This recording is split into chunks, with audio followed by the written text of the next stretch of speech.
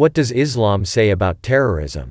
Islam, a religion of mercy, does not permit terrorism. It is mentioned in the Quran in chapter 5 verse 32. Allah stated, "Whoever takes a life, unless as a punishment for murder or mischief in the land, it will be as if they killed all of humanity, and whoever saves a life, it will be as if they saved all of humanity." Also, in chapter 60 verse 8, Allah stated that, "God does not forbid you from showing kindness and dealing justly with those who have not fought you about religion and have not driven you out of your homes. God loves just dealers." The Prophet Muhammad, may the mercy and blessings of God be upon him, used to prohibit soldiers from killing women and children in war, and he would advise them, "Do not betray, do not be excessive, do not kill a newborn child." And he also said, "Whoever has killed a person having a treaty with the Muslims shall not smell the fragrance of paradise, though its fragrance is found for a span of 40 years.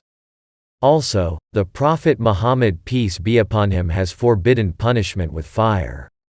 He once listed murder as the second of the major sins, and he even warned that on the Day of Judgment, the first cases to be adjudicated between people will be those of bloodshed. Muslims are even encouraged to be kind to animals and are forbidden to hurt them.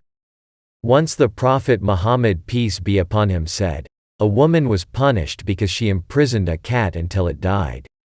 On account of this, she was doomed to hell. While she imprisoned it, she did not give the cat food or drink, nor did she free it to eat the insects of the earth."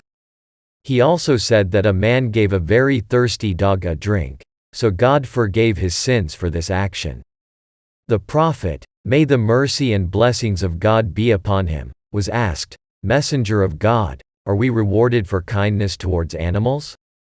He said, "There is a reward for kindness to every living animal or human." Additionally, while taking the life of an animal for food, Muslims are commanded to do so in a manner that causes the least amount of fright and suffering possible.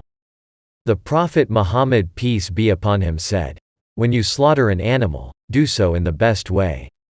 One should sharpen his knife to reduce the suffering of the animal."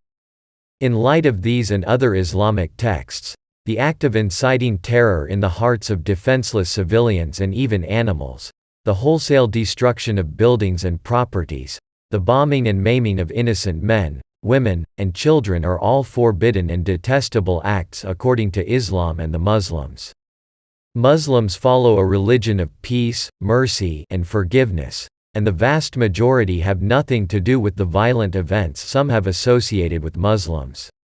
If an individual Muslim were to commit an act of terrorism, this person would be guilty of violating the laws of Islam.